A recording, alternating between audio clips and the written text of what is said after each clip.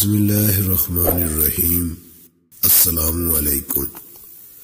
امید کرتا ہوں سارے دوست خیر و عافیت سے ہوں گے۔ سلطان ایک لڑکی آئی ہے جو بہت دور سے سفر طے کر کے آئی ہے اور وہ آپ سے ملنا چاہتی ہے اور وہ بہت پریشان ہے۔ سلطان صلاح الدین ایوبی نے کہا، اگر ایسی بات ہے تو بالکل اس لڑکی کو جلد از جلد اندر بلا لیا جائے، لیکن ظاہر ہے کہ نازی کے ارادے تو کچھ اور ہی تھے۔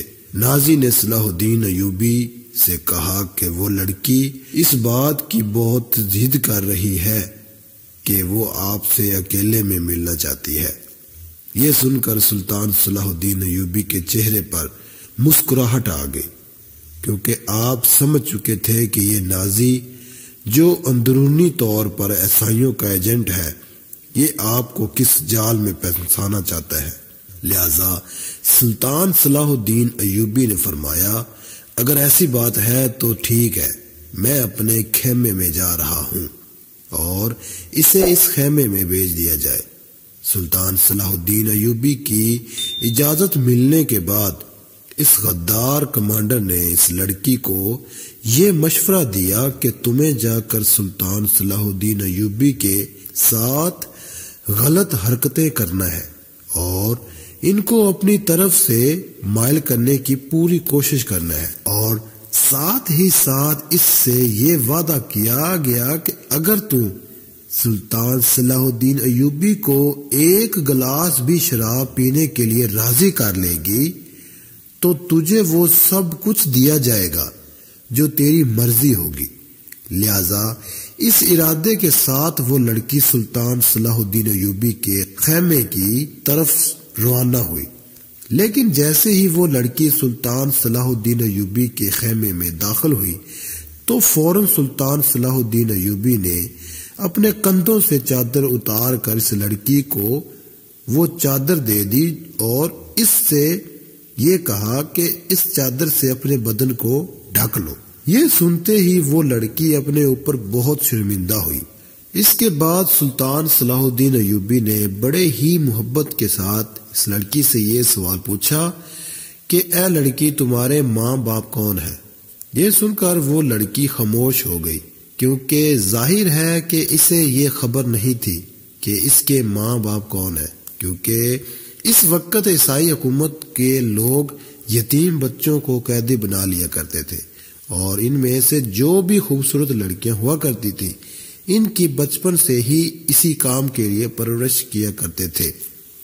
اس کے بعد وہ لڑکی سسک سسک کر رونے لگی اور سلطان صلاح الدین ایوبی سے کہنے لگی کہ ان لوگوں نے مجھے آپ کے ساتھ غلط کام کرنے کے لیے بھیجا تھا۔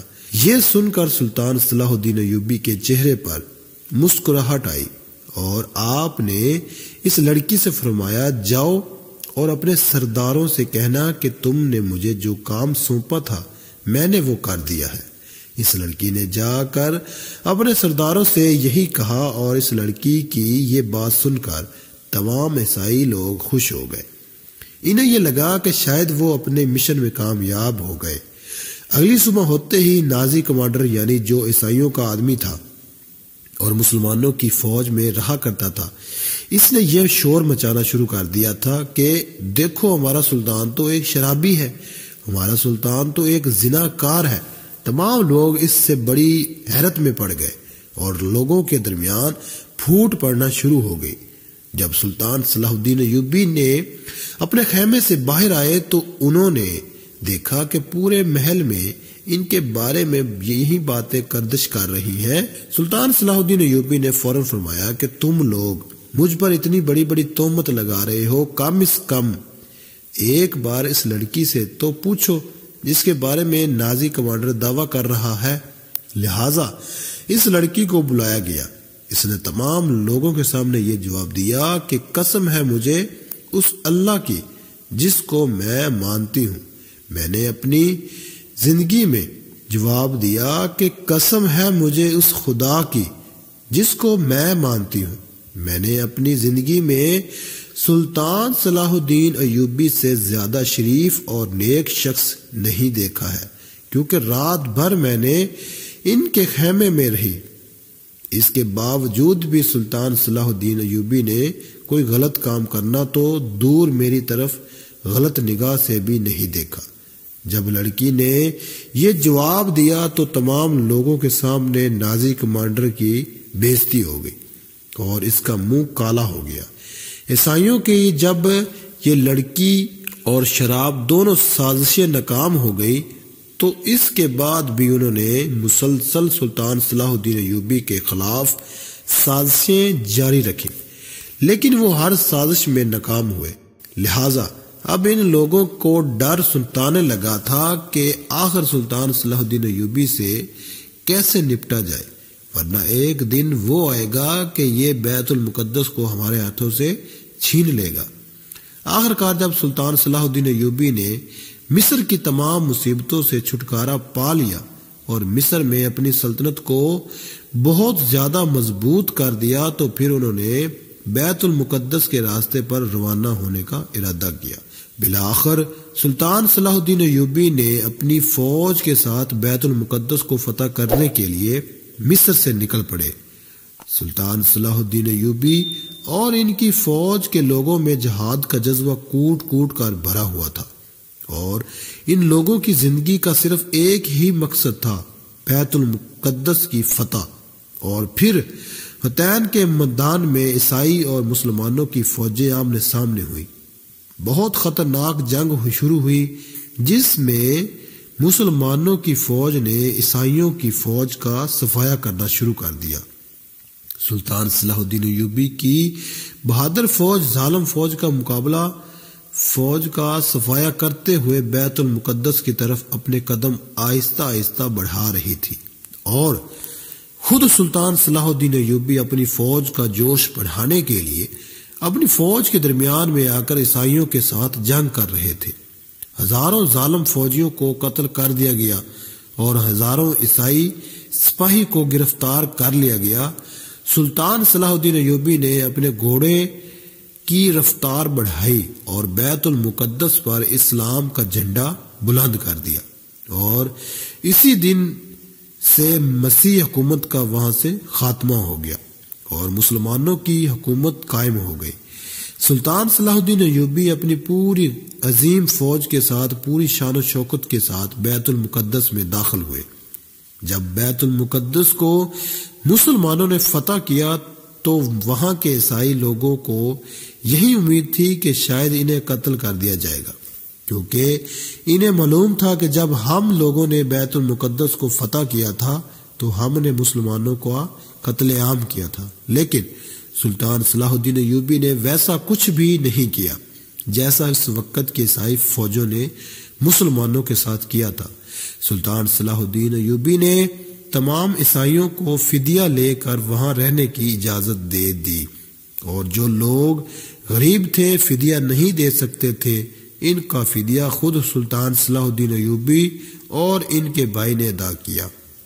اس کے بعد سلطان صلاح الدین ایوبی نے نور الدین زنگی کا وہ ممبر بیت المقدس میں نصب کر دیا جو ممبر نور الدین زنگی نے اس خواہش کے ساتھ بنوایا تھا کہ جب وہ بیت المقدس کو فتح کریں گے تو اس میں یہ ممبر رکھا جائے گا۔